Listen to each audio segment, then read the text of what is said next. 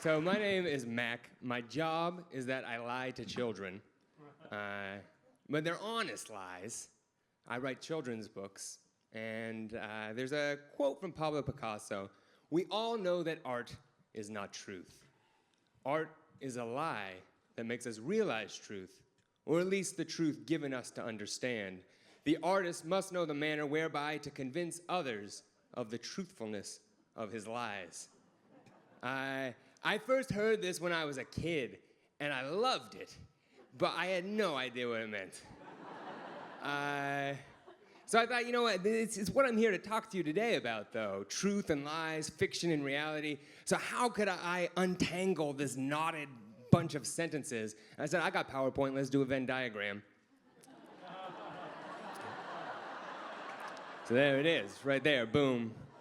You got truth and lies, and there's this little space, the edge, the middle, that liminal space, that's art. So I think yeah, all right. Venn diagram. But that's actually not very helpful either. The thing that made me understand that quote, and really kind of what art, and at least the art of fiction was working with kids. I used to be a summer camp counselor. I would do it on my summers off from college, and I loved it. It was a sports summer camp for 4 to 6-year-olds. I was in charge of the 4-year-olds, which is good because 4-year-olds can't play sports, and neither can I. I play sports at like a 4-year-old level, so what would happen is the kids would like dribble around some cones and then get hot, and then they would go sit underneath a tree where I was already sitting. And I would just make up stories and tell them to them. And I would tell them stories about my life. I would tell them about how on the weekends I would go home and I would spy for the Queen of England. And soon other kids who weren't even in my group of kids, you know, they would come up to me and they say, "You're Mac Barnett, right? You're the guy who spies for the Queen of England." And I had been waiting my whole life for strangers to come up and ask me that question. In my fantasy, they were svelte Russian women, but, you know, 4-year-olds, you take what you can get in Berkeley, California. And I realized that the stories that I was telling were real in this way that was familiar to me and really exciting. I think that the pinnacle of this for me, I'll never forget this. There was this little girl named Riley. She was tiny. And she used to always take out her lunch every day, and she would throw out her fruit. She would just take her fruit. Her mom packed her melon every day, and she would just throw it in the ivy, and then she would eat like fruit snacks and pudding cups. And I was like, "Riley, you can't do that. You have to eat the fruit." And she was like, "Why?" And I was like, "Well, when you throw the fruit in the ivy, pretty soon it's gonna be overgrown with melons." Which was why I think I ended up telling stories to children and not being a nutritionist for children. And so Riley was like, "That will never happen. That's not going to happen." And so on the last day of camp, I got up early, and I got a big cantaloupe from the grocery store, and I hid it in the ivy. And then at lunchtime, I was like, "Riley, why don't you go over there and see what you've done?" And she went trudging through the ivy, and then her eyes just got so wide, and she pulled out this melon that was bigger than her head. And then all the kids ran over there and rushed around her. And one of the kids was like, "Hey, why is there a sticker on this?" And I was like, "That is also why I say do not throw your stickers in the ivy. Put them in the trash can. It ruins nature when you do this." And Riley carried that melon around with her all day. And she was so proud. And you know, Riley knew she didn't grow a melon in 7 days. But she also knew that she did. And it's a weird place, but it's not just a place that kids can get to. It's anything. Art can get us to that place. She was right in that place in the middle. That place which you could call art or fiction. I'm going to call it wonder. It's what Coleridge called the willing suspension of disbelief or poetic faith. But those moments where a story, no matter how strange, has some semblance of the truth, and then you're able to believe it. It's not just kids who can get there. Adults can too, and we get there when we read. It's why, you know, in 2 days, people will be descending on Dublin to take the walking tour of Bloomsday, you know, and see everything that happened in Ulysses, even though none of that happened. Or people go to London and they visit Baker Street to see Sherlock Holmes' apartment, even though 221B is just a number that was painted on a building that never actually had that address. We know these characters aren't real, but we have real feelings about them. And we're able to do that. We know these characters aren't real, and yet we also know that they are. Kids can get there a lot more easily than adults can. And that's why I love writing for kids. I think kids are the best audience for serious literary fiction. When I was a kid, I was obsessed with secret door novels, you know, things like Narnia, where you would open a wardrobe and go through to a magical land, and I was convinced that secret doors really did exist, and I would look for them and try to go through them. I wanted to live and cross over into that fictional world, which is, you know, I would always, like, just open people's closet doors. I would just go through, like, my mom's boyfriend's closet, and there was not a secret magical land there. There was some other weird stuff that I think my mom should know about. And I was happy to tell her all about it.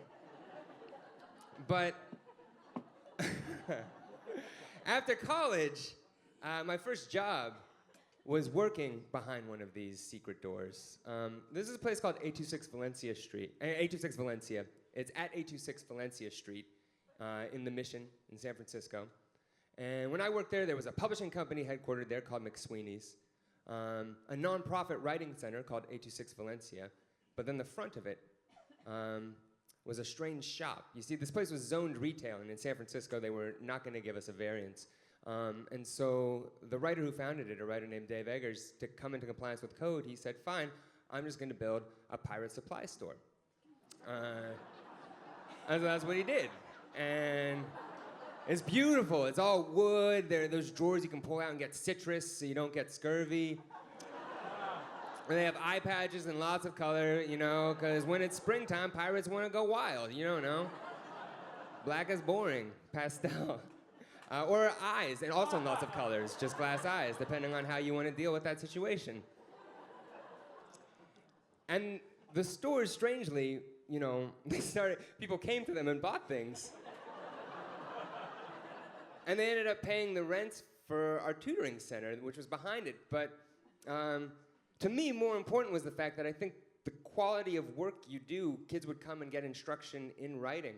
And when you have to walk through this weird, liminal, fictional space like this to go do your writing, it's going to affect the kind of work that you make. It's a secret door that you can walk through. So I ran the 826 in Los Angeles, and it was my job to build the store down there. So we have the Echo Park Time Travel Mart. That's our motto. Whenever you are, we're already then. And it's on Sunset Boulevard in Los Angeles. Our friendly staff is ready to help you. They're from all eras, including just the 1980s, that guy on the end. He's from the very recent past. There's our employees of the month, including Genghis Khan, Charles Dickens. Some great people have come up through our ranks. This is our kind of pharmacy section. We have some patent medicines, canopic jars for your organs. Communist soap that says, this is your soap for the year. Our slushy machine broke on the opening night, and we didn't know what to do. Our architect was covered in red syrup. It looked like he had just murdered somebody, which it was not out of the question for this particular architect.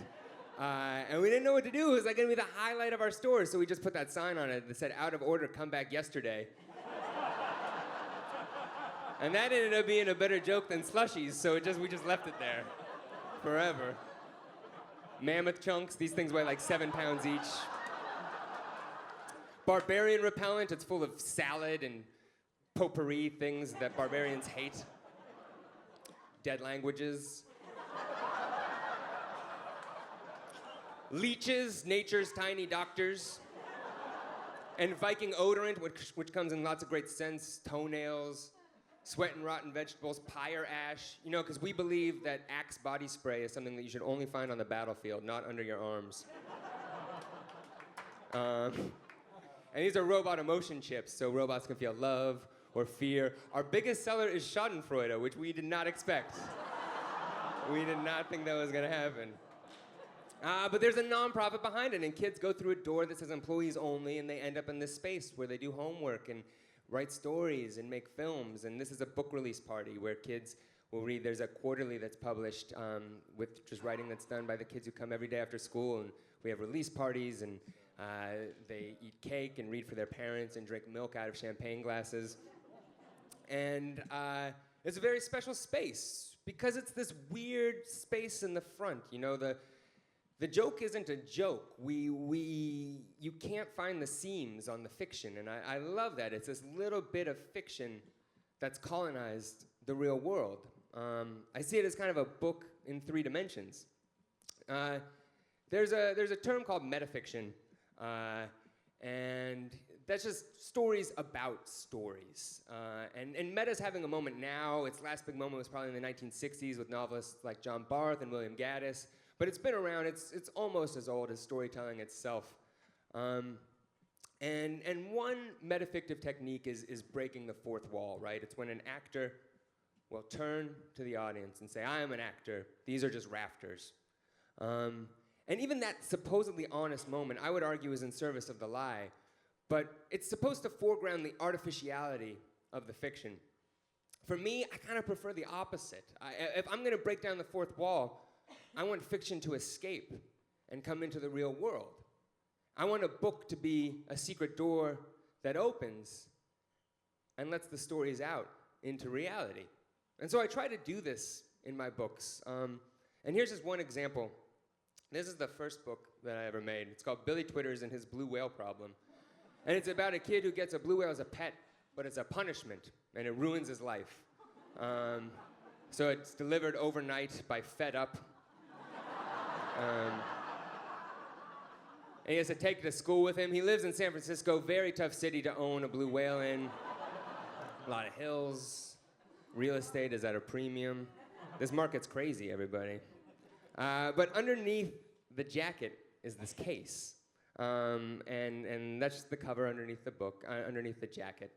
And there's an ad that offers a free 30-day risk-free trial for a blue whale. And you can just send in a self-addressed stamped envelope, and we'll send you a whale. And kids do write in. So here's a letter. It says, Dear people, I bet you $10 you won't send me a blue whale. Elliot Gannon, age 6.